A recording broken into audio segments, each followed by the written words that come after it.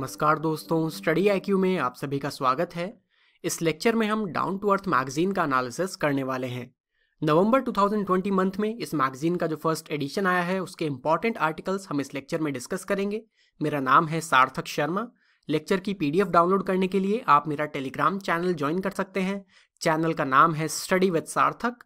साथ ही साथ आप मुझे इंस्टाग्राम या फिर फेसबुक पर भी फॉलो कर सकते हैं by searching my user name सार्थक शर्मा 151। तो सबसे पहले कंटेंट डिस्कस कर लेते हैं।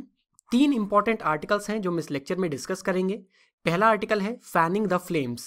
इस आर्टिकल में हम फॉरेस्ट फायर के ऊपर डिस्कशन करने वाले हैं और हम जानेंगे कि फॉरेस्ट फायर और क्लाइमेट चेंज के बीच में क्या रिलेशन है।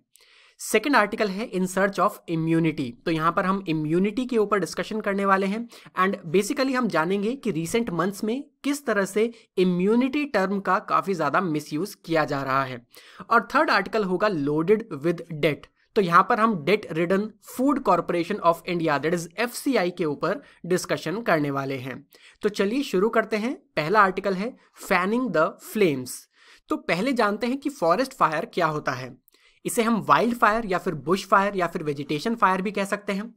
अगर डिफाइन करना हो तो फॉरेस्ट फायर को हम कह सकते हैं कि ये एक अनकंट्रोल्ड बर्निंग है प्लांट्स की। अब प्लांट्स में ट्रीज, वेजिटेशन, श्रब्स सभी आ जाते हैं। मींस प्लांट्स की अनकंट्रोल्ड बर्निंग किसी नेचुरल सेटिंग में, नेचुरल सेटिंग जैसे कि कोई फॉरेस्ट है या ग्रासलैंड है वहां पर। और इसमें जो नेचुरल फ्यूल्स हैं, जो वेजिटेशन है, ट्रीज की लीव्स हैं, बार्क है, ये नेचुरल फ्यूल्स कंज्यूम किए जाते हैं और ये फायर स्प्रेड होती है विंड डायरेक्शन के अकॉर्डिंग और टोपोग्राफी के अकॉर्डिंग। तो इसे कहा जाता है फॉरेस्ट फायर। अब ये ह्यूमन एक्शंस की वजह से इंसाइट हो सकती है। मान लीजिए कुछ लोग अगर फॉरेस्ट में जाते हैं और वहां पर वो फायर से रिलेटेड कुछ काम करते हैं तो ऐसे में फॉरेस्ट फायर होने का खतरा है। ऐसे ही अगर लैंड क्लियरिंग हो रही है, एग्रीकल्चरल प्रैक्टिस के लिए जंगलों को जलाया जाता है तो यहाँ पर फॉरेस्ट फायर और बढ़ने के चांसेस हैं। एक्सट्रीम ड्रॉट अगर कंडीशन है, सूखा बहुत ज़्यादा है, गर्मी ज़्यादा है, यहाँ पर फॉरेस्ट फायर हो सकती है। और रेयर केसेस में लाइटनिंग की वजह से, बिजली गिरने की वजह से भी फॉरेस्ट फायर का खतरा बन जाता है। अब 3 कंडीशंस चाहिए किसी भी वाइल्ड फायर या फिर फॉरेस्ट फायर के लिए। एक तो फ्यूल जो कि नेचुरल सेटिंग में पर्याप्त मात्रा में होता है। ऐसे ही ऑक्सीजन चाहिए जो कि सभी जगह पर अवेलेबल है। और एक हीट सोर्स चाहिए जो कि या तो ह्यूमन एक्शंस की वजह से हो सकती है या फिर एक्सट्रीम ड्रॉट की वजह से या लाइटनिंग की वजह से हो सकती है। तो ये कहलाता है फॉरेस्ट फायर। अब क्लाइमेट चेंज और फॉरेस्ट फायर के बीच में क्या रिलेशन है वो हम समझते हैं। देखिए, सभी जगह पर एक फायर वेदर होता है। फायर वेदर हम डिफाइन कर सकते हैं कि एक ऐसा टाइम पीरियड है जिसमें कुछ कंडीशंस होती हैं। ये कंडीशंस क्या हैं? हाई टेम्परेचर होना चाहिए, लो रिलेटिव ह्यूमिडिटी और स्ट्रॉन्ग सस्टेन्ड विंड्स हैं जिनकी स्पीड 20 माइल्स पर आवर से ज़्यादा है। अगर ऐसी कंडीशंस का कॉम्बिनेशन बन जाता है तो इसे कहा जाता है फायर वेदर। और ये फायर वेदर ऐसा समय है जहाँ पर वाइल्ड फायर होने के चांसेस ज़्यादा हो जाते हैं। क्लाइमेट चेंज की वजह से इन फायर वेदर्स की फ्रीक्वेंसी और सीवियरिटी बढ़ रही है। जैसे कि हम काफ़ी लेक्चर्स में ये चीज़ डिस्कस कर चुके हैं कि क्लाइमेट चेंज की वजह से एक्सट्रीम वेदर कंडीशंस बन रही हैं। जैसे कि इंडिया में मॉनसून पैटर्न चेंज हो रहा है, किसी जगह पर बारिश ज़्यादा हो जाती है, किसी जगह पर सूखा बहुत ही ज़्यादा पड़ रहा है। तो इस तरह से क्लाइमेट चेंज की वजह से जो ये फायर वेदर है इसकी फ्रीक्वेंसी और सीवियरिटी भी बढ़ रही है। अब जब ये फायर वेदर का टाइम पीरियड बढ़ रहा है, फ्रीक्वेंसी बढ़ रही है, सीवियरिटी बढ़ रही है, इसी वजह से जहां पर फ्यूल्स अवेलेबल हैं नेचुरल सेटिंग में वहां पर फॉरेस्ट फायर के चांसेस भी बढ़ रहे हैं। और क्लाइमेट चेंज की वजह से जो कुछ मोस्ट अनलाइकली प्लेसेस हुआ करते थे जहां पर फॉरेस्ट फायर के चांसेस मिनिमम हुआ करते थे वहां पर भी अब फॉरेस्ट फायर बढ़ रही हैं। जैसे कि साइबेरिया में पीट बॉग्स, ये फ्रोजन वेटलैंड होते हैं और फ्रोजन होने की वजह से यहाँ पर फॉरेस्ट फायर के चांसेस कम हैं। लेकिन इस साल पीट बॉग्स में भी लार्ज स्केल फॉरेस्ट फायर हो रही है।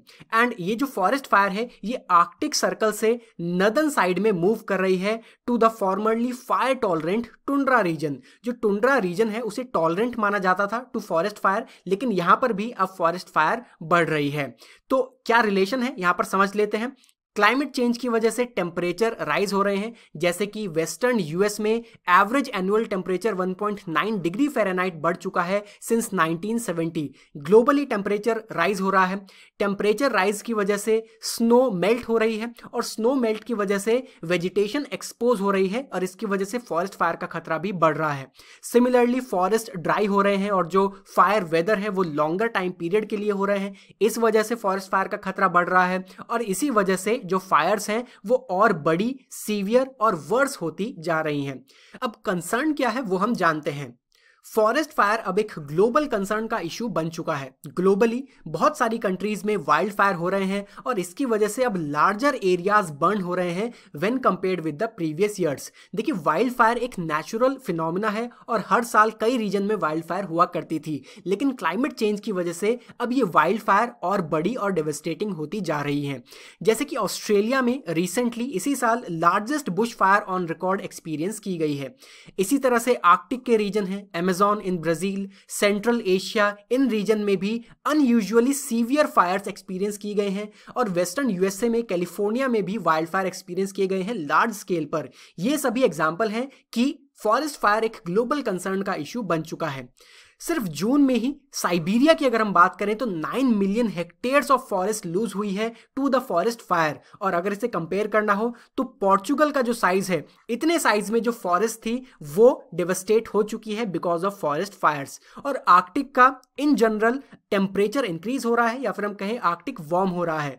जैसे कि साइबेरिया में एक टाउन है वर्खोयांस्क, यहां पर 38 डिग्री सेल्सियस टेम्परेचर रिकॉर्ड किया गया है, जो कि 18 degree Celsius above the normal temperature है। तो आर्कटिक वार्म हो रहा है और नेचर जियोसाइंस जर्नल में एक स्टडी के अकॉर्डिंग ये पता चलता है कि आर्कटिक वार्म हो रहा है, ड्राई हो रहा है और ज्यादा एरिड होता जा रहा है, स्नो कवर वहां से कम हो रहा है और इसी वजह से जो मॉसेस हैं, ग्रासेस हैं, ड्वार्फ शर्ब्स हैं, वो अब एक्सपोज हो रहे हैं और एक्सपोज होने की वजह से वो फायर भी कैच कर रहे हैं।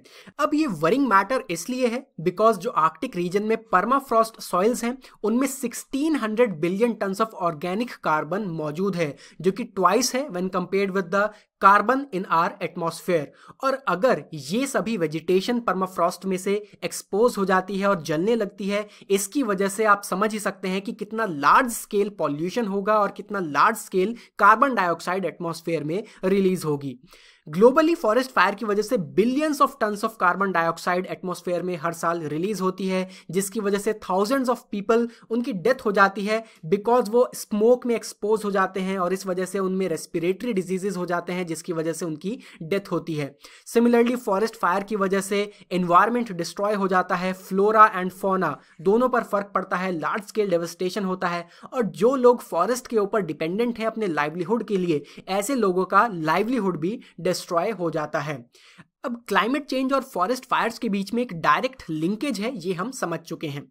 But despite this fact, various countries में जो पॉलिटिकल लीडर्स हैं जो कि मोस्ट वल्नरेबल कंट्रीज से आते हैं, जहां पर फॉरेस्ट फायर एक्सट्रीम हो रही हैं, वो अभी भी डिनायल में जी रहे हैं और वो फॉरेस्ट फायर्स को रिकॉग्नाइज ही नहीं करना चाहते हैं। जैसे कि यूएस कैलिफोर्निया में इस साल रिकॉर्ड ब्रेकिंग वाइल्ड फायर्स हुई हैं, लेकिन यूएस प्रेसिडेंट डोनाल्ड ट्रंप का स्टेटमेंट आया था, it will start getting cooler, you just watch. आप समझ ही सकते हैं ये कितना ज़्यादा कैजुअल स्टेटमेंट है, एज इफ यूएस प्रेसिडेंट के ऊपर क्लाइमेट चेंज या फिर फॉरेस्ट फायर का कुछ फर्क ही नहीं पड़ता है। उन्होंने लोकल एडमिनिस्ट्रेशन को ब्लेम किया है पुअर मैनेजमेंट के लिए, लेकिन ये हम समझ सकते हैं कि यूएस की अप्रोच है टुवर्ड्स फॉरेस्ट फायर। इसी तरह से एग्जाम्पल है ब्राजीलियन प्रेसिडेंट जेयर बोल्सोनारो का, जिन्होंने टाइम एंड अगेन ये डिनाई किया है कि अमेज़न रेन फॉरेस्ट में वाइल्ड फायर एग्जिस्ट ही नहीं करती है, जबकि उनकी अपनी गवर्नमेंट के द्वारा जो डेटा शो किया गया है उसमें पता चलता है कि लार्ज स्केल डेवस्टेशन हो रहा है अमेज़न रेन फॉरेस्ट का बिकॉज ऑफ फॉरेस्ट फायर, लेकिन वो इन वाइल्ड फायर्स को रिकॉग्नाइज ही नहीं करना चाहते हैं। और यही सबसे बड़ा इशू भी है कि जो ग्लोबल लीडर्स हैं वो इन फॉरेस्ट फायर को रिकॉग्नाइज ही नहीं कर रहे हैं। इंडिया में फॉरेस्ट फायर का क्या सिनेरियो है वो हम डिस्कस कर लेते हैं। तो इंडिया में central India and north eastern states, ये कुछ ऐसे रीजन्स हैं which are prone to forest fire. और सिर्फ मिजोरम की ही अगर हम बात करें तो यहाँ पर 30% forest cover extremely fire prone category में आता है, जो कि हाईएस्ट है इन आवर कंट्री। इसके पीछे रीजन क्या है? देखिए, अगर सेंट्रल और सदर्न इंडिया की हम बात करें तो यहाँ पर ड्राई डेसिडस फॉरेस्ट हैं और यहाँ पर 5 से 6 महीने का ड्राई पीरियड होता है और यही वो समय है जिस समय पर फॉरेस्ट वल्नरेबल हो जाती है टू द फॉरेस्ट फायर। तो सेंट्रल और सदर्न इंडिया के लिए रीजन ये है कि यहाँ पर ड्राई पीरियड होता है और ड्राई डेसिडस फॉरेस्ट है। अगर हम नॉर्थ ईस्ट इंडिया की बात करें, मेजर रीजन है स्लैश एंड बर्न कल्टीवेशन। यहाँ पर रहने वाले लोग slash and burn cultivation follow करते हैं, जिसे कि यहाँ पर झुम कल्टीवेशन कहा जाता है और इसमें फॉरेस्ट को क्लियर किया जाता है बर्न करते हुए और इसके बाद यहाँ पर एग्रीकल्चर प्रैक्टिस किया जाता है। तो यही मेजर रीजन है जिसकी वजह से नॉर्थ ईस्टर्न स्टेट्स में फॉरेस्ट फायर ज्यादा होती हैं। अब पिछले 3 सालों में 2017 से 19 के बीच में इंडिया में on an average 35,000 forest fire incidents record किए गए हैं और 2020 की अगर हम बात करें तो 21,000 फॉरेस्ट फायर इंसिडेंट्स नवंबर तक रिपोर्ट किए जा चुके हैं as per the government's forest fire alert system. Ministry of environment, forest and climate change के द्वारा जो 2003 से 2016 के बीच में क्लाइमेट डेटा एनालाइज किया गया है, उसमें हमें यह पता चलता है कि अगर मीन मंथली टेम्परेचर किसी जगह पर 1 डिग्री सेल्सियस इंक्रीज हो रहा है तो उसकी वजह से 12% फॉरेस्ट फायर होने का खतरा वहां पर बढ़ जाता है। एनालिसिस ये भी बताता है कि मान लीजिए किसी जगह पर प्रीवियस मंथ्स में प्रेसिपिटेशन इंक्रीज हुई है, वहां पर बारिशें ज़्यादा हुई है, तो इसके बाद अगर नेक्स्ट मंथ में बारिश ज़्यादा नहीं होती है तो ऐसे में भी वहां पर फॉरेस्ट फायर के चांसेस बढ़ जाते हैं। ऐसा इसलिए, मान लीजिए प्रीवियस मंथ में रेनफॉल ज़्यादा हुई है, इसकी वजह से वेजिटेशन बहुत तेज़ी से ग्रो करती है, लेकिन अगर उसके बाद सूखा पड़ जाता है, बारिश नहीं होती है, तो ऐसे में फ्यूल ज़्यादा है और इसी वजह से फॉरेस्ट फायर होने के चांसेस भी वहां पर बढ़ जाते हैं। So this was forest fire in India. अब किस तरह से एक विशियस साइकिल बन चुकी है क्लाइमेट चेंज की वजह से रिलेटेड टू फॉरेस्ट फायर, वो हम जानते हैं। तो वेरियस सोर्सेज से CO2 एमिशंस हो रहे हैं, जैसे कि वेहिकुलर एमिशन है या फिर इंडस्ट्रीज हैं, पावर प्लांट्स हैं, वहां से CO2 एमिशन होता है और ये CO2 एमिशन बढ़ रहा है। बढ़ते हुए CO2 एमिशन की वजह से क्लाइमेट चेंज हो रहा है, क्लाइमेट चेंज की वजह से एक्सट्रीम वेदर इवेंट्स हो रहे हैं एंड ग्लोबली टेम्परेचर इंक्रीज हो रहा है, जो कि हम कह सकते हैं कि ग्लोबल वार्मिंग हो रही है। इसकी वजह से स्नो कवर मेल्ट हो रहा है, वेजिटेशन वहां पर एक्सपोज हो रही है और फॉरेस्ट ड्राई होती जा रही हैं। ड्राई होती फॉरेस्ट में फ्यूल ज़्यादा है और फ्यूल ज़्यादा होने की वजह से फॉरेस्ट फायर के इंस्टेंसेस भी अब ज़्यादा हो रहे हैं। अब फॉरेस्ट फायर हो रही है तो फॉरेस्ट फायर में से और ज़्यादा CO2 एमिशन होता है। सो अगेन हम कह सकते हैं कि ये साइकिल और ज़्यादा स्ट्रेंथन होती जा रही है और जो वाइल्ड फायर बढ़ रही है इसकी वजह से और ज़्यादा वाइल्ड फायर होने के चांसेस भी बढ़ रहे हैं और ये एक विशियस साइकिल बन चुकी है। Now what is the way forward? सबसे पहले क्लाइमेट चेंज और ग्लोबली फॉरेस्ट फायर के बीच में जो लिंकेज है वो साइंटिफिकली प्रूव हो चुकी है। ज़रूरत यह है कि वर्ल्ड लीडर्स अब इस चीज़ को रिकग्नाइज करें, अपना जो उनकी पॉलिटिक्स है, सेल्फ सर्विंग पॉलिटिक्स हम कह सकते हैं, उन्हें साइड में रख करके उन्हें लार्जर गोल के बारे में सोचना चाहिए, इन्वायरमेंट को प्रोटेक्ट करने के बारे में सोचना चाहिए। उनकी लीडरशिप ज़रूरी है एक लो कार्बन वर्ल्ड बनाने के लिए। एंड मीनवाइल देखिए, क्लाइमेट चेंज एक साथ खत्म नहीं हो सकता है, इसे रिड्यूस करने के लिए हम स्टेप्स ले सकते हैं। जब तक ये रिड्यूस ना हो तब तक हमें इफेक्टिव फॉरेस्ट मैनेजमेंट पॉलिसीज अपनानी होंगी। अर्ली वार्निंग सिस्टम्स सभी कंट्रीज को इनकरेज करने चाहिए, इंस्टॉल करने चाहिए एवरीवेयर इन द वर्ल्ड, ताकि हम अपने इन्वायरमेंट को, अपने इकोसिस्टम को बचा पाएं। चलिए बढ़ते हैं अपने नेक्स्ट आर्टिकल की तरफ, इन सर्च ऑफ इम्यूनिटी। सबसे पहले इंट्रोडक्शन डिस्कस कर लेते हैं। रिसेंट मंथ्स में ये देखा गया है कि इम्यूनिटी टर्म बहुत ज़्यादा फेमस हो चुका है because of the novel corona virus disease. Millions of people जिन्होंने इस डिजीज़ को डिफीट किया है, उनके लिए यही कहा जा रहा है कि उनकी इम्यूनिटी स्ट्रांग है, इसी वजह से ये लोग इस डिजीज़ को हरा पाए हैं। But unlike the common perception, immunity सबसे ज़्यादा अब्यूज्ड वर्ड बन चुका है रिसेंट मंथ्स में और इसका मिसयूज़ बहुत ज़्यादा किया जा रहा है। सितंबर 2020 में union ministry of chemicals and fertilisers के द्वारा 8 इम्यूनिटी बूस्टिंग प्रोडक्ट्स लॉन्च किए गए अंडर प्रधानमंत्री भारतीय जन औषधि परियोजना। ये एक इनिशिएटिव है जिसमें अफोर्डेबल प्राइसेस पर लोग जन औषधि स्टोर से मेडिसिन खरीद सकते हैं। तो 8 इम्यूनिटी बूस्टिंग प्रोडक्ट्स लॉन्च किए गए हैं। इनमें सेवरल विटामिन और माइक्रो न्यूट्रिएंट्स फोर्टिफाई किए गए हैं और स्टोर्स पर ये सभी प्रोडक्ट्स अब अवेलेबल हैं और क्लेम ये किया जा रहा है कि इनसे इम्यूनिटी बूस्ट होती है। अगर हम प्राइवेट सेक्टर की बात करें तो काफ़ी सारी कंज्यूमर गुड्स कंपनीज हैं जिन्होंने अपने प्रोडक्ट्स लॉन्च किए हैं। मार्केट्स फ्लडेड हैं ऐसे प्रोडक्ट्स से। इसमें पिल्स हैं, आयुर्वेदिक फॉर्मुलेशंस हैं, सुपर फूड्स हैं, वेलनेस प्रोडक्ट्स हैं, और सभी में ये कहा जा रहा है कि ये प्रोडक्ट्स आपको कोरोना वायरस से बचाएंगे या फिर कहें आपकी इम्यूनिटी को बूस्ट करेंगे। इंडस्ट्री एस्टिमेट्स का कहना यह है कि जहां 2019 में इम्यूनिटी बूस्टिंग फूड प्रोडक्ट्स का मार्केट 16.31 बिलियन यूएस डॉलर्स था, वही 2023 में बढ़कर के हो जाएगा 24.02 बिलियन यूएस डॉलर्स। मीन्स ये मार्केट बहुत तेजी से ग्रो हो रहा है। कई प्रोडक्ट ऐसे हैं जो कि मिसलीडिंग है। Drug controller general of India के द्वारा वेरियस कंपनीज को नोटिस भी भेजे गए हैं कि आपके क्लेम्स मिसलीडिंग है। ट्रुथ ये है कि इम्यूनिटी कोई एक ऐसी चीज नहीं है जिसे आप इंप्रूव कर सकते हैं या फिर बूस्ट कर सकते हैं। इवन वैक्सीन की अगर हम बात करें तो वैक्सीन भी किसी एक पर्टिकुलर इन्फेक्शन के अगेंस्ट लगाई जाती है, उससे बचने के लिए। ओवरऑल आपकी इम्यूनिटी को वैक्सीन भी बूस्ट नहीं कर सकती है। इम्यूनिटी को हम डिफाइन कर सकते हैं कि ये हमारी बॉडी की कैपेबिलिटी है to resist the harmful pathogens, और जो उनसे इन्फेक्शन होता है उसे रेजिस्ट करने की ये हमारी बॉडी की कैपेबिलिटी है। लेकिन ये so called immunity boosting products consume करने से इम्यूनिटी इंप्रूव नहीं होती है। इसे आप ऐसे समझ सकते हैं, मान लीजिए किसी व्यक्ति को कोई इन्फेक्शन होता है और उसकी वजह से उसका जो टेम्परेचर है वो राइज हो जाता है। अब अगर वो व्यक्ति एंटीपायरेटिक ड्रग ले रहा है तो उससे उसका टेम्परेचर तो कंट्रोल होगा, लेकिन इससे जो इन्फेक्शन है वो क्योर नहीं होगा। इन द सेम वे ये जो so called immunity boosting products हैं, अगर इन्हें कंज्यूम किया जाए तो इसकी वजह से हो सकता है कि इन्फेक्शन के सिम्टम्स थोड़े सीवियर ना हो, या फिर आपका जो न्यूट्रिशनल लेवल है वो बरकरार रहेगा, लेकिन ये आपको इम्यूनिटी प्रोवाइड नहीं करते हैं। इसे बेहतर समझने के लिए इम्यून सिस्टम डिस्कस कर लेते हैं। देखिए, जो बॉडी में इम्यून सिस्टम है वो एक कॉम्प्लेक्स नेटवर्क होता है सेल्स एंड प्रोटीन्स का, जो कि कंटिन्यूसली इन्फेक्शन के अगेंस्ट हमारी बॉडी को डिफेंड करता है। इम्यून सिस्टम का टास्क ही यही है कि सेल्फ एंड नॉन सेल्फ के बीच में डिफरेंशिएट किया जाए, और जो नॉन सेल्फ है मींस जो बाहर से पैथोजेंस हमारी बॉडी में एंटर कर रहे हैं उन्हें एलिमिनेट किया जाए, बिकॉज यही जो पैथोजेंस हैं ये इन्फेक्शन फैलाते हैं।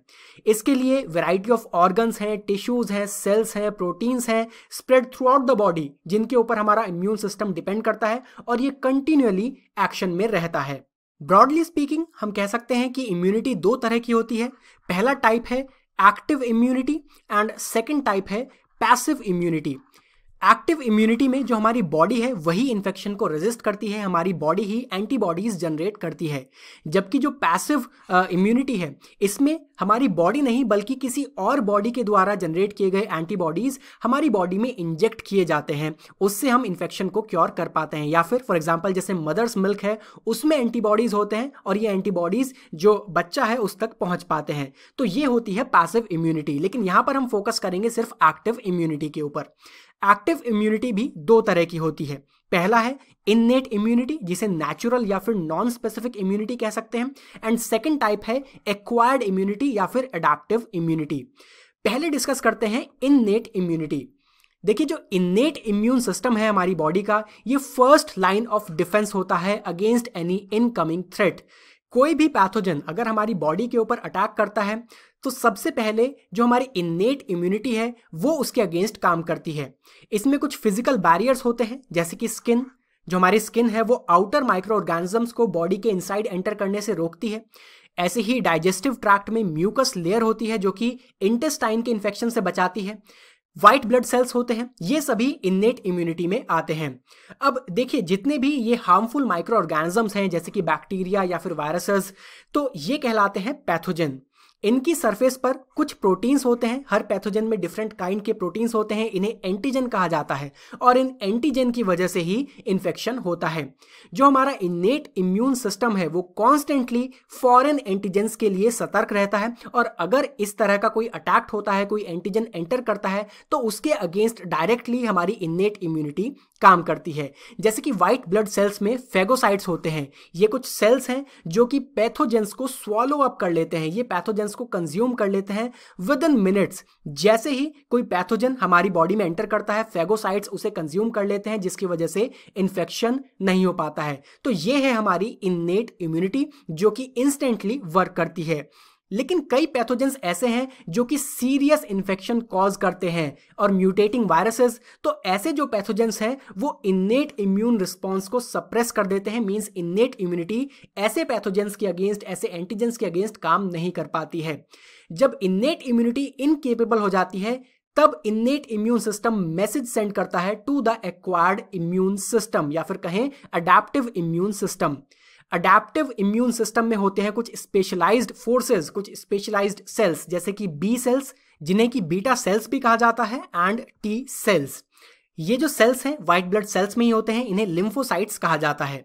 बीटा सेल्स का काम है इम्यूनोग्लोबुलिन्स बनाना, इन्हें ही एंटीबॉडीज कहते हैं। स्पेसिफिक एंटीजन के लिए स्पेसिफिक एंटीबॉडी बनाया जाता है और इन एंटीबॉडीज का काम यह है कि ये पैथोजेंस को न्यूट्रलाइज कर देते हैं by binding to its antigen. तो ये जो एंटीबॉडीज हैं ये एंटीजन के अगेंस्ट काम करते हैं और इस वजह से आपकी जो बॉडी है वो इन्फेक्शन से बच जाती है।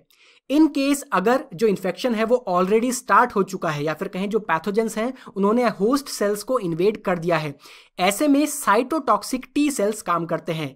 ये जो टी सेल्स हैं वो पैथोजन को न्यूट्रलाइज करने के लिए जो हमारे इन्फेक्टेड सेल्स हैं उन्हें ही डिस्ट्रॉय कर देते हैं और इसकी वजह से जो पैथोजन है वो मल्टीप्लाई नहीं हो पाते हैं। अब देखिए, खास बात यह है कि जैसे एंटीबॉडीज हैं ये भी इन्फेक्शन क्योर होने के कुछ वीक्स बाद तक या फिर कुछ मंथ बाद तक हमारे ब्लड स्ट्रीम में सर्कुलेट करते हैं, और जो beta cells and T sales हैं वो मेमोरी डेवलप कर लेते हैं जो कि डेकेड्स या फिर लाइफ टाइम तक रहती है। तो मेमोरी डेवलप करने का मतलब ये है कि बीटा सेल्स और टी सेल्स याद रखते हैं कि किस तरह का इन्फेक्शन हमारी बॉडी में हुआ है। अगर वही इन्फेक्शन दोबारा हमारी बॉडी में होता है या फिर उसी तरह का जो पैथोजन है, एंटीजन है, वो हमारी बॉडी में एंटर करता है, ऐसे में beta cells and T sales इतना समय नहीं लेते हैं जितना पहली बार लगा था, एंड इंस्टेंटली वो एंटीबॉडीज जनरेट करते हैं या फिर टी सेल्स उस एंटीजन को, पैथोजन को न्यूट्रलाइज कर देते हैं। अब यही कहलाती है एक्वायर्ड इम्यूनिटी, जिसमें हमने इस इम्यूनिटी को एक्वायर किया है because of the memory developed by these beta cells and T sales.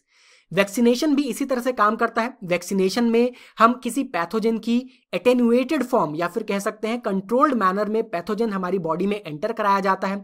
उसकी वजह से हमें इन्फेक्शन तो नहीं होता है, लेकिन जो बीटा सेल्स हैं और टी सेल्स हैं उनमें मेमोरी डेवलप हो जाती है और नेक्स्ट टाइम अगर उस तरह का इन्फेक्शन हमारी बॉडी में होता है तो ऐसे में ये सेल्स जल्द से जल्द वर्क करते हैं और इन्फेक्शन को रोकते हैं या फिर खत्म करते हैं। तो ये हमने डिस्कस किया है कि किस तरह से हमारा इम्यून सिस्टम काम करता है।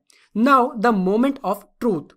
सबसे पहले किसी व्यक्ति की इम्यूनिटी स्ट्रांग है या वीक है ये तब तक पता नहीं लगाया जा सकता है जब तक वो व्यक्ति सिक ना हो जाए। अगर इन्फेक्शन हो गया है मींस इम्यूनिटी वीक है, अगर नहीं हुआ है मींस इम्यूनिटी स्ट्रांग है। सेकेंडली, अगर हम सप्लीमेंट्स कंज्यूम करते हैं हो सकता है इससे हमारा न्यूट्रिशनल लेवल मेंटेन रहे, लेकिन कोई भी सप्लीमेंट ऐसे नहीं है जो हमारे सेल्स को ट्रेन कर सकें to fight against the pathogen. Rather अगर हम एक्सेसिव कंजम्पशन करेंगे सप्लीमेंट्स का तो उससे हमारी तबीयत भी खराब हो सकती है। फर्दर, कुछ पैथोजेंस ऐसे हैं जो कि स्ट्रॉन्ग इम्यून रिस्पॉन्स इन्वोक नहीं करते हैं, और जब स्ट्रॉन्ग इम्यून रिस्पॉन्स नहीं होता है इस वजह से हमारे B cells and T cells की मेमोरी भी डेवलप नहीं हो पाती है और ऐसे में री इन्फेक्शन का भी खतरा रहता है। ऐसे डिजीज के अगेंस्ट अगर हमें वैक्सीनेशन चाहिए तो रेगुलर बूस्टर शॉट्स लगाने होते हैं। जैसे कि रेबीज की वैक्सीन है, वो ऐसा नहीं है कि एक बार लगाने पर लाइफ टाइम काम करे, वो बार बार हमें लगवानी पड़ती है। तो इस तरह से कुछ पैथोजेंस ऐसे भी हैं जो कि स्ट्रॉन्ग इम्यून रिस्पॉन्स ही जनरेट नहीं करते हैं और मेमोरी भी डेवलप नहीं होती है। रिसेंट टाइम्स में देखा गया है कि वायरसेस बहुत तेजी से म्यूटेट हो रहे हैं, वो अपना डीएनए आरएनए चेंज कर लेते हैं और इसी वजह से अगर किसी व्यक्ति को पहले इन्फेक्शन हुआ है, नेक्स्ट टाइम उसी तरह का अगर म्यूटेटेड वायरस उस व्यक्ति पर अटैक करे तब भी ये जो हमारा एक्वायर्ड इम्यून सिस्टम है वो काम नहीं कर पाता है। यही है मोमेंट ऑफ ट्रुथ। देखिए, हम सेल्स के बारे में काफ़ी कुछ जानते हैं, हम ये भी जानते हैं कि हमारे इम्यून सिस्टम में कौन से कंपोनेंट्स हैं, लेकिन किस तरह से हमारा इम्यून सिस्टम किसी इन्फेक्शन के अगेंस्ट, किसी पैथोजन के अगेंस्ट रिस्पॉन्ड करता है उसके बारे में हमारी नॉलेज बहुत ही कम है। हमारा जो इम्यून सिस्टम है one of the most complex biological system माना जाता है पूरे प्लैनेट पर। इसके बारे में हमें ज़्यादा जानकारी नहीं है और इसी वजह से जो सप्लीमेंट्स हैं क्या उनका इम्पैक्ट होता है इम्यूनिटी बूस्ट करने में या ना करने में, ये हमें नहीं पता है। बट किन फैक्टर्स के ऊपर इम्यूनिटी डिपेंड करती है ये हम जान गए हैं, जैसे कि एज, ओल्ड एज में इम्यूनिटी कम हो जाती है। ऐसे ही जेंडर डिपेंडेंट भी है। रिसर्च में देखा गया है कि फीमेल के केस में इम्यूनिटी स्ट्रांगर होती है व्हेन कंपेयर्ड विद मेल। ऐसे ही जेनेटिक्स, अफ्रीकन कॉन्टिनेंट में कोविड-19 बहुत सीवियर नहीं हुआ है, जबकि वहाँ पर मेडिकल फैसिलिटीज़ अच्छी नहीं है, तो कहीं ना कहीं जेनेटिक्स से भी रिलेशन है। ऐसे ही कोमॉर्बिडीज़, क्या कुछ अलग भी डिजीज़ आपको है, इसके ऊपर इम्यूनिटी डिपेंड करती है। नेक्स्ट आता है एक्सपोजर टू द माइक्रोब्स, किस तरह के इन्फेक्शन आपको पहले हुए हैं, क्या कोई पैरासाइट आपकी बॉडी में है, एंटीबायोटिक्स आपने कौन सी कंज्यूम किए हैं, प्रोबायोटिक्स एंड प्रीबायोटिक्स जैसे कि जो बेनिफिशियल माइक्रो ऑर्गेनिज्म होते हैं जैसे कि योगर्ट, इन सब के ऊपर भी हमारी इम्यूनिटी डिपेंड करती है। थर्ड फैक्टर आता है पेरीनेटल लाइफ, मींस बर्थ से पहले और जस्ट बाद की जो लाइफ है उसमें जेस्टेशनल एज क्या रही है, बर्थ के टाइम पर वेट क्या था, क्या ब्रीस्ट फीडिंग हुई है या नहीं, मैटरनल एंटीबॉडीज कौन सी उस बच्चे तक पहुंच पाई है, इसके बाद मैटरनल इन्फेक्शन तो कुछ नहीं हुआ था प्रेगनेंसी के टाइम पर, इन सब पर भी इम्यूनिटी डिपेंड करती है।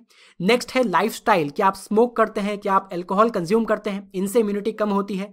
एक्सरसाइज करने से आपकी इम्यूनिटी बढ़ेगी।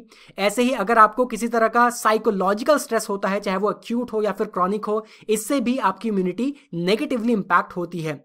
नेक्स्ट आ जाता है वैक्सीन, क्या आपने वैक्सीन लगवाई है, क्या दूसरे टाइप्स की वैक्सीन्स आपने लगाई है, बिकॉज यहाँ पर एक ट्रेंड इम्यूनिटी का कंसेप्ट भी आ जाता है। ये देखा गया है कुछ केसेस में कि वैक्सीनेशन एक डिजीज के लिए हुआ है लेकिन दूसरे किसी डिजीज पर भी उसका इफेक्ट पड़ता है। जैसे कि रिसर्च में ये पता चला है कि जिन लोगों को BCG वैक्सीन लगी है उनके ऊपर कोविड-19 का सीवियर इंपैक्ट नहीं हुआ है या फिर वो वायरस से बचे रहे हैं। तो वैक्सीन के ऊपर भी डिपेंड होता है। इसके बाद आपकी बॉडी का न्यूट्रिशनल लेवल क्या है, बॉडी मास इंडेक्स क्या है, न्यूट्रिशनल स्टेटस, क्या vitamin A, D, E, zinc वगैरह ऐसे माइक्रो न्यूट्रिएंट्स आपकी बॉडी में है या नहीं, इसके ऊपर भी इम्यूनिटी डिपेंड करती है। एंड फाइनली इन्वायरमेंट, क्या आप रूरल एरिया में रहते हैं या अर्बन एरिया में, बिकॉज अर्बन एरिया में ही आपने देखा है कि कोविड-19 ज़्यादा फैला है। इसी तरह से ज्योग्राफिक लोकेशन क्या है, वेदर सीजन क्या चल रहा है, फैमिली साइज क्या है, टॉक्सिन्स कैसे हैं वहाँ पर, इन सभी चीज़ों पर इम्यूनिटी डिपेंड करती है। कुल मिलाकर के हम कह सकते हैं कि जितने भी ये so called immunity boosting products बेचे जा रहे हैं, ऐसा नहीं है कि ये यूजलेस हैं। इनकी वजह से आपका nutritional level, nutritional status maintain रहेगा अगर आप इन्हें सही मात्रा में ले रहे हैं, लेकिन ये आपको वायरस से इम्यून नहीं बनाते हैं। Now what needs to be done, सबसे पहले तो इम्यून सिस्टम से रिलेटेड हमारी जो अंडरस्टैंडिंग है वो अभी सिर्फ नेसेंट स्टेज में ही है, तो यहाँ पर और ज़्यादा रिसर्च की ज़रूरत है अगर हम इससे बेनिफिट लेना चाहते हैं। देखिए कोविड-19 ने हमें ये अपॉर्चुनिटी दी है कि कुछ ऐसे दूसरे वायरस जिनके लिए हम अब तक वैक्सीन नहीं बना पाए हैं, जैसे कुछ डिजीज़ हैं मलेरिया, डेंगू, चिकनगुनिया या फिर HIV, तो ऐसे डिजीज़ की अगेंस्ट भी हम वैक्सीन नहीं बना पाए हैं। तो यहाँ पर हमारे पास एक चांस है कि हम इम्यून सिस्टम को समझें और इन डिजीज के लिए भी वैक्सीन बनाएं। टिल द टाइम हमारी अंडरस्टैंडिंग बेटर नहीं हो पाती है या फिर हमें वैक्सीन नहीं मिल पाती है, तब तक हम अपने इम्यून सिस्टम को सपोर्ट कर सकते हैं through balanced healthy food and exercising. लेकिन ये जो so called immunity boosting product हैं, इनके जरिए हम अपने इम्यून सिस्टम को इंप्रूव या फिर स्ट्रांग नहीं बना सकते हैं। कोविड-19 के केस में इस डिजीज से कॉन्ट्रैक्ट करने से अगर बचना है तो बेस्ट वे यही है कि मास्क का इस्तेमाल कीजिए, हैंड्स को सैनिटाइज कीजिए और सोशल डिस्टेंसिंग मेंटेन कीजिए। चलिए बढ़ते हैं अपने लास्ट आर्टिकल की तरफ, लोडेड विद डेट। सबसे पहले इंट्रोडक्शन डिस्कस कर लेते हैं। Food Corporation of India FCI, ये एक पब्लिक सेक्टर अंडरटेकिंग है, PSU है, या फिर हम कह सकते हैं ये एक सेंट्रल एजेंसी है जो कि department of food and public distribution के अंडर वर्क करती है, under the ministry of consumer affairs, food and public distribution.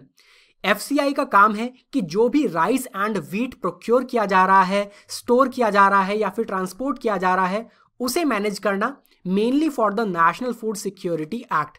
देखिए नेशनल फूड सिक्योरिटी एक्ट में हाईली सब्सिडाइज्ड रेट्स पर जो एलिजिबल फैमिलीज हैं उन्हें फूड ग्रेन्स प्रोवाइड किए जाते हैं, या फिर मिड डे मील स्कीम है, इंटीग्रेटेड चाइल्ड डेवलपमेंट स्कीम भी है। इन सभी स्कीम्स के लिए जो राइस एंड व्हीट है उसे प्रोक्योर करना, उसे स्टोर करना, उसका ट्रांसपोर्टेशन, ये सभी काम है फूड कॉरपोरेशन ऑफ इंडिया का।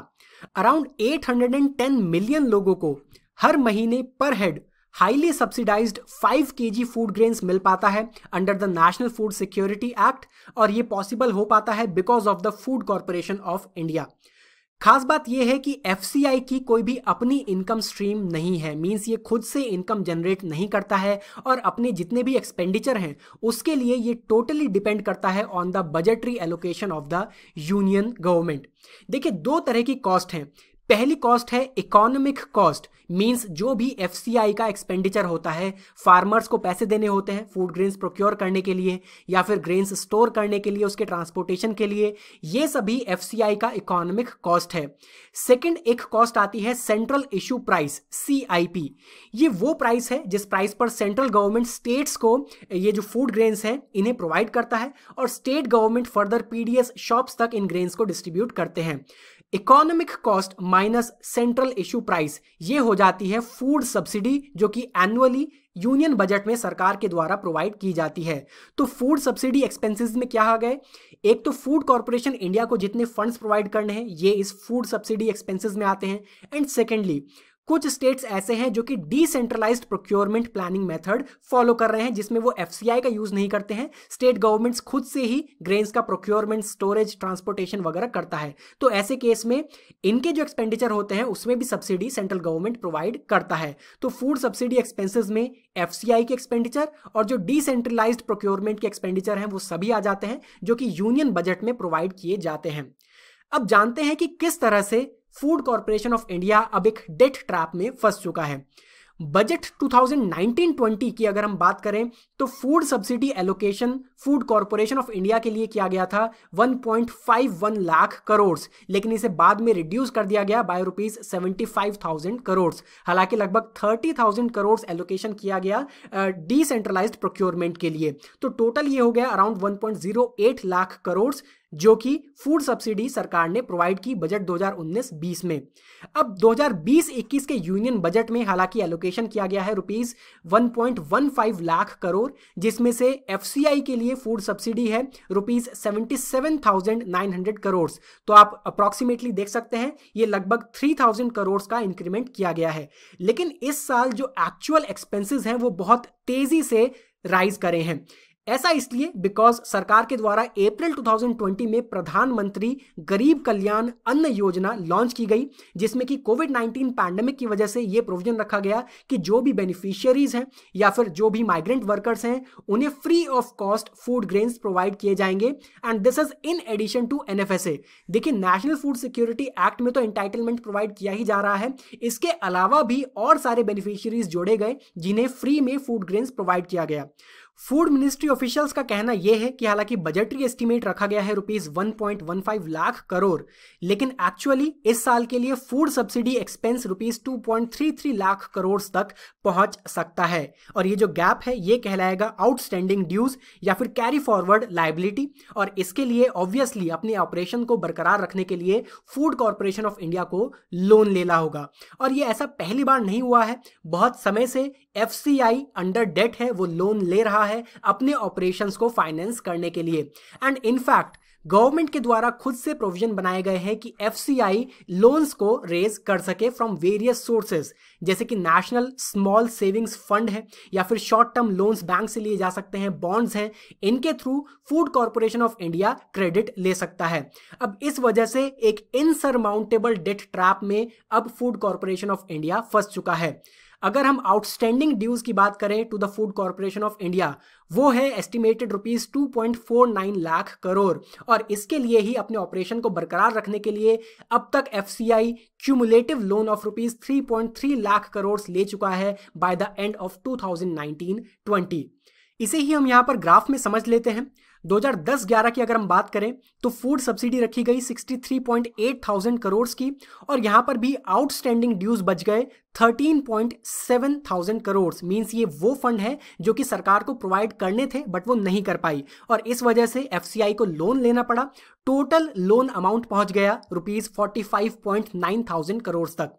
अब यही देखते हुए नेक्स्ट ईयर सरकार ने जो फूड सब्सिडी थी वो इंक्रीज करी, 72.8 की फूड सब्सिडी प्रोवाइड की गई, बट बट अगेन यहाँ पर आउटस्टैंडिंग ड्यूज और ज्यादा हुए एंड अल्टीमेटली एफसीआई को और ज्यादा लोन लेना पड़ा।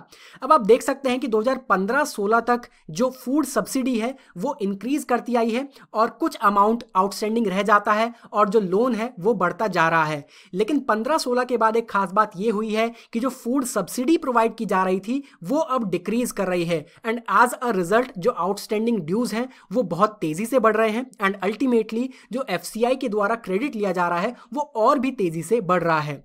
हालत यह है कि जहां एक तरफ 2019-20 में सरकार के द्वारा फूड सब्सिडी प्रोवाइड की गई 1.08 लाख करोड़, वहीं जो आउटस्टैंडिंग ड्यूज हैं वो टोटल मिलाकर के अब 2.49 लाख करोड़ तक पहुंच चुके हैं और इन्हीं की वजह से जो एफसीआई लोन लेता है टोटल क्रेडिट पहुंच चुका है 3.33 लाख करोड़ तक। तो ये एक बहुत बड़ा अमाउंट है जिसके नीचे अब एफसीआई दब चुका है। फूड सब्सिडी एक्सपेंडिचर क्यों राइज कर रहा है ये भी हम जान लेते हैं। 3 बड़े कारण हैं। पहला कारण है एनुअल राइज इन एमएसपी। सरकार हर साल जो पैडी और व्हीट के लिए एमएसपी प्रोवाइड किया जाता है उसके दाम एनुअली इंक्रीज करती है फार्मर्स के लिए ताकि फार्मर्स का वेलफेयर हो सके और साथ ही साथ ये एक पॉलिटिकल एजेंडा भी है बिकॉज वोट्स को देखते हुए जो मैक्सिमम गवर्नमेंट्स हैं वो एमएसपी को इंक्रीज करती ही हैं। तो पहला फैक्टर यही है कि एमएसपी एनुअली राइज किया जाता है पैडी और व्हीट ग्रेन्स के लिए। सेकेंड रीजन है कि सरकार की तरफ से एक रिलक्टेंस है to increase the price of highly subsidised food grains. देखिए नेशनल फूड सिक्योरिटी एक्ट में ₹3, ₹2 एंड ₹1 पर केजी के हिसाब से 5 kg पर हेड पर मंथ लोगों को rice, wheat and course gains provide किए जाते हैं। ये बहुत ही ज़्यादा हाईली सब्सिडाइज्ड रेट्स है। वेरियस कमिटीज़ के द्वारा ये कहा गया है, रिकमेंड किया गया है कि इस दाम को बढ़ाना चाहिए। 2013 के बाद से इन्हें रिवाइज ही नहीं किया गया है लेकिन इसके बाद भी वेरियस गवर्नमेंट्स इस प्राइस को बढ़ाने के लिए रिलक्टेंट हैं। तो सेकंड रीजन ये है। थर्ड रीजन ये है कि फूड कॉर्पोरेशन ऑफ इंडिया के जो स्टॉक्स हैं, ग्रेन स्टॉक्स, वो बफर स्टॉक नॉर्म्स को बहुत ज़्यादा एक्सीड कर रहे हैं और इसके पीछे कारण है ओपन एंडेड ऑपरेशंस। देखिए एमएसपी में ये प्रोविजन रखा गया है कि जितने भी फूड ग्रेन्स हैं वो सरकार खरीदेगी एमएसपी पर और इसी वजह से हालत ये है कि जो बफर स्टॉक नॉर्म्स हैं लगभग 30 मिलियन टन्स के, उन्हें बहुत ज़्यादा एक्सीड करते हुए 80 मिलियन टन्स तक food corporation of India procure कर रही है। इसी वजह से ट्रांसपोर्टेशन का खर्चा बढ़ता है, प्रोक्योरमेंट का खर्चा बढ़ता है एंड सो ऑन। तो ये कुछ कारण है जिसकी वजह से जो फूड सब्सिडी एक्सपेंडिचर है गवर्नमेंट का वो बहुत ज़्यादा इंक्रीज कर रहा है। वे फॉरवर्ड क्या है ये हम डिस्कस कर लेते हैं। 2014 में सरकार ने शांता कुमार कमेटी कॉन्स्टिट्यूट की थी for the restructuring of food corporation of India. 2015 में इसने अपनी रिपोर्ट दी है। इसमें रिकमेंड ये किया गया है कि फूड कॉर्पोरेशन ऑफ इंडिया को सिर्फ उन्हीं स्टेट्स की मदद करनी चाहिए जहां पर जो फार्मर्स हैं वो एमएसपी से बहुत कम दाम में अपनी फसल बेचते हैं, जिन्हें एमएसपी नहीं मिल पाता है, या फिर ऐसे स्टेट्स जहां पर स्मॉल लैंड होल्डिंग्स ज़्यादा हैं जैसे कि उत्तर प्रदेश, बिहार, वेस्ट बंगाल एंड असम। जो रिच एग्रेरियन स्टेट्स हैं वहां पर एफसीआई के ऑपरेशंस को बंद करना चाहिए, ये यहाँ पर रिकमेंडेशन दिया गया है। सेकेंडली, जो रिच एग्रेरियन स्टेट्स हैं जैसे कि पंजाब और हरियाणा, यहां के फार्मर्स को हमें डिस्करेज करना चाहिए टू ग्रो पैडी। ऐसा इसलिए बिकॉज पैडी के लिए एमएसपी प्रोवाइड किया जाता है और जो ज्यादातर फार्मर्स हैं वो एमएसपी मिलने की वजह से पैडी कल्टीवेट करते हैं। इसकी वजह से एफसीआई के ऑपरेशन बढ़ते हैं, प्रोक्योरमेंट कॉस्ट बढ़ती है, गोडाउन्स भी ओवरफ्लो कर रहे हैं। तो फार्मर्स को इन स्टेट्स में हमें डिस्करेज करना चाहिए टू ग्रो पैडी और हमें प्रमोट करना चाहिए कि फार्मर्स यहां पर पल्सेस या फिर ऑयल सीड की कल्टीवेशन करें।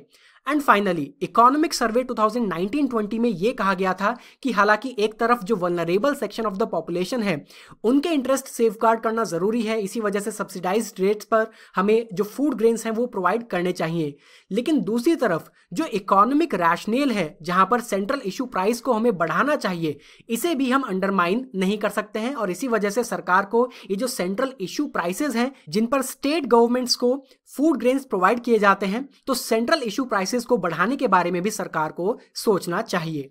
So friends, this is all in this lecture. अगर आपके कुछ भी डाउट्स हैं तो आप doubts.studyiq@gmail.com पर हमसे संपर्क कर सकते हैं या फिर आप गिवन नंबर्स पर हमसे संपर्क कर सकते हैं और साथ ही साथ आप मुझे मेरे सोशल मीडिया हैंडल्स पर डायरेक्ट मैसेज भी कर सकते हैं। So friends, thank you very much and have a very nice day.